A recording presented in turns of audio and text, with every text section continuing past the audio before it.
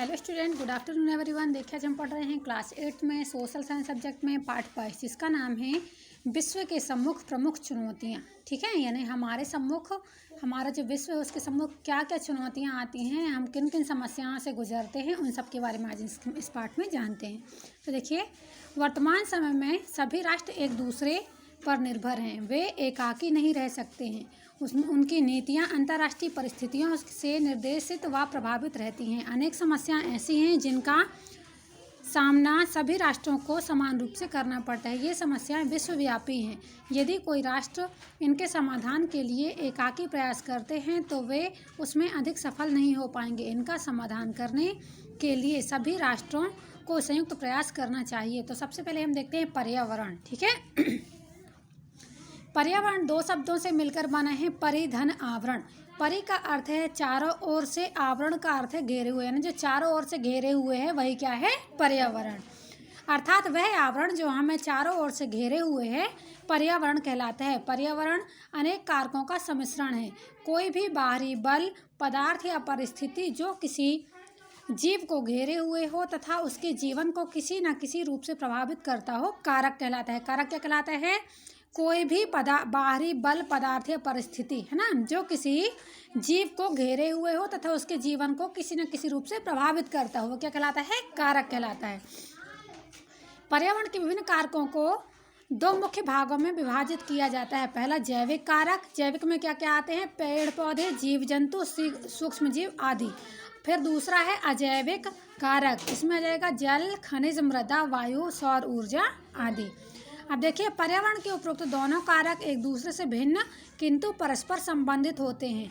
प्राकृतिक परिस्थितियों में जीव का विज्ञान किसी एक कारक से प्रभावित न होकर समस्त पर्यावरणीय कारकों के योग से प्रभावित होता है।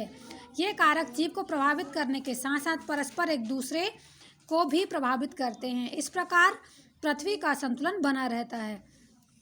परंतु कई प्राकृतिक एवं मानव निर्मित कारणों से पर्यावरण के संतुलन बिगड़ रहा है, जिसके कारण हमारा पर्यावरण प्रदूषित हो रहा है। जानते हैं ना, जैसे ध्वनि प्रदूषण की उससे हो रहा है, इसके कारण से क्या हो रहा है, हमारा जो पर्यावरण है प्रदूषित हो रहा है। वायु, जल एवं मृदा के भौतिक, रासायनिक व जैविक गुणों में होने वाला ऐसा अवांछित परिवर्तन जो मनुष्य के साथ ही संपूर्ण परिवेश के प्राकृतिक तत्वों की को हानि पहुंचाता है, प्रदूषण कहलाता है। प्रदूषण क्या कहलाता है? वायु, जल एवं मृदा के भौतिक, रासायनिक व जैविक गुणों में होने वाला ऐसा परिवर्तन, है ना, ऐसा परिवर्तन जो मनुष्य के संपूर्ण परिवेश के प्राकृतिक तत्वों को हानि पहुंचाता है, वो क्या कहलाता है? प्रदूषण कहलाता है। अब देखिए प्रदूषण के प्रकार। तो सबसे पहले देखिए जल प्रदूषण। जल ही जीवन है। प्रकृति ने मानव को सतही एवं भूमिगत जल के रूप में असीमित जल के भंडार दिए हैं, लेकिन मानव निरंतर अपनी क्रियाओं द्वारा जल को प्रदूषित कर रहा है। जल प्रदूषण वह स्थिति है जिसमें जल के भौतिक, रासायनिक तथा जैविक गुणों में नकारात्मक परिवर्तन हो जाता है तथा जल मानव समुदाय तथा जीव जंतु व वनस्पति जगत पर अपना हानिकारक प्रभाव डालने लगता है। अब देखिए जल प्रदूषण के स्रोत। तो सबसे पहले देखिए प्राकृतिक स्रोत, है ना। प्राकृतिक स्रोत क्या हैं जिनसे जल प्रदूषित होता है? कुछ प्राकृतिक पदार्थ भी जल को प्रदूषित करते हैं। इनमें विभिन्न गैसें, मृदा, खनिज, वनस्पति, मृत जीव जंतु आदि हैं। मृदा अपरदन से भी जल प्रदूषित होता है। फिर देखिए मानव स्रोत। वर्तमान समय में जल प्रदूषण का प्रमुख स्रोत मानवीय क्रियाकलाप ही है। नगरीकरण, कृषि, औद्योगिक, सामाजिक एवं धार्मिक गतिविधियों के कारण अनेक प्रकार के प्रदूषक जल को प्रदूषित करते रहते हैं। मानव द्वारा जल प्रदूषण के कारण निम्नलिखित हैं। देखिए क्या क्या कारण हैं। पहला देखना, मल। घरेलू एवं सार्वजनिक शौचालयों से निकले मलमूत्र को नदियों एवं जलाशयों में डाला जाता है। दूसरा देखना, घरेलू अपमार्जक। घरों, होटलों में बर्तनों, फर्श व कपड़ों की सफाई करने में साबुनों व अपमार्जकों का प्रयोग किया जाता है। ये सब क्या होते हैं? पानी को गंदा करते हैं।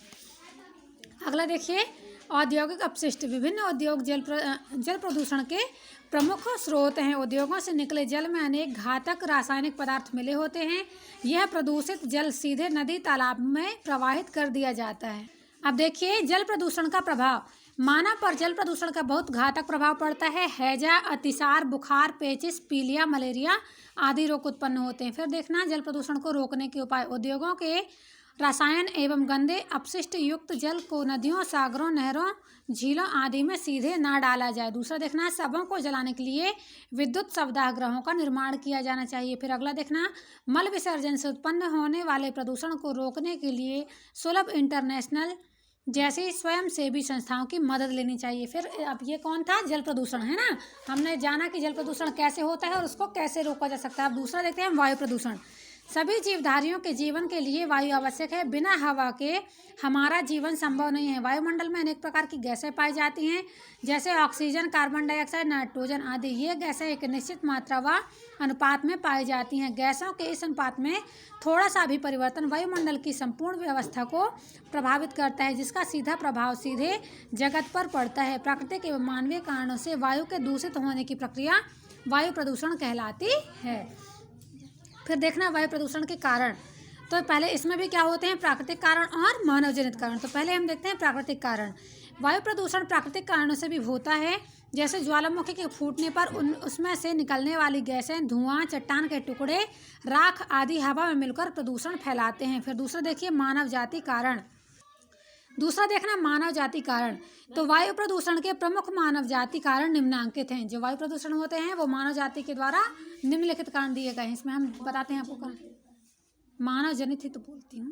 तो पहला देखिए वाहनों द्वारा। वायु प्रदूषण का सबसे बड़ा कारण वाहनों से निकलने वाला धुआं है। इस धुएं में विभिन्न प्रकार की जहरीली गैसें होती हैं जो वायु को दूषित करती हैं। दूसरा देखिए उद्योगों द्वारा।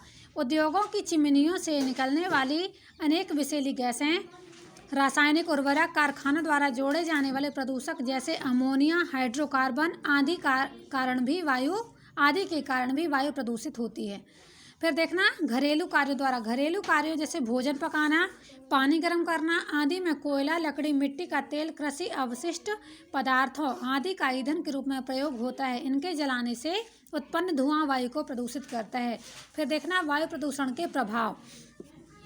वायु प्रदूषण का सर्वाधिक प्रभाव मनुष्य के श्वसन तंत्र पर पड़ता है। प्रदूषित वायु के कारण श्वसन संबंधी विभिन्न रोग जैसे अस्थमा, तपेदिक, फेफड़ों का कैंसर आदि हो जाते हैं। फिर देखते हैं वायु प्रदूषण को रोकने के उपाय। वायु प्रदूषण आज एक भीषण समस्या बन चुकी है। शुद्ध वायु के अभाव में मानव जीवन असंभव है। अतः वायु प्रदूषण को रोकने के लिए निम्नांकित उपाय किए जाने आवश्यक हैं।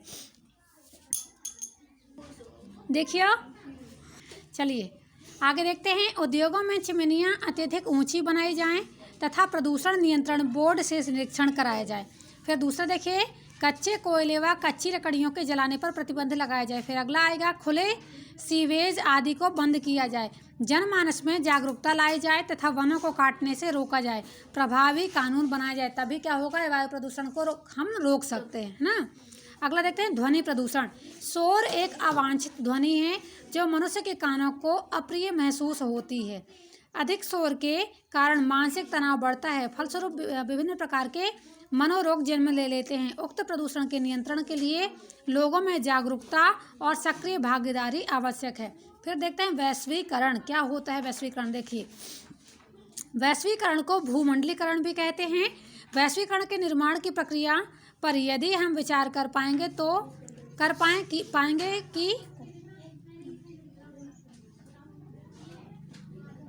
यदि हम विचार करें तो पाएंगे कि कच्चा माल किसी एक देश से मिलता है। इस कच्चे माल से वस्तुओं को बनाने की तकनीक और ज्ञान किसी दूसरे के पास होता है तथा कच्चे माल और तकनीक का प्रयोग कर उत्पादन किसी तीसरे देश में होता है। ऐसी उत्पादित वस्तुओं का वितरण विश्व के कई देशों में होता है। इस प्रकार जो वस्तु हम खरीदते हैं उस वस्तु के निर्माण में कई देश का सहयोग रहता है। विश्व के विभिन्न देशों में रहने वाले लोगों की पारस्परिक निर्भरता केवल उत्पादित वस्तुओं तक सीमित नहीं है, अपितु वे एक दूसरे से शिक्षा, कला, साहित्य, तकनीक, विज्ञान आदि क्षेत्रों में भी एक दूसरे पर निर्भर हैं। देशों और लोगों के बीच व्यापार, पूंजी निवेश, यात्रा, पर्यटन, खेलकूद और अन्य प्रकार के माध्यमों से जो विभिन्न अंतरक्रियाएं होती हैं वे वैश्वीकरण के परिचायक हैं। वैश्वीकरण की प्रक्रिया में देश एक दूसरे पर परस्पर निर्भर हो जाते हैं और लोगों के बीच दूरियां घट जाती हैं। एक देश अपने विकास के लिए अन्य देशों पर निर्भर रहने लगता है। इस प्रकार पूरे विश्व में एक केंद्रीय व्यवस्था का होना वैश्वीकरण है। घरेलू बाजार में जो बाजार शक्तियाँ क्रिया करती हैं उन्हीं का राष्ट्रीय सीमाओं के बाहर विस्तार ही वैश्वीकरण है। ठीक है, यहाँ तक समझ में आया। चलो अब इसके बाद अगली वीडियो में बताते हैं हम, जब तक आप इसको पढ़िए और समझिए। धन्यवाद।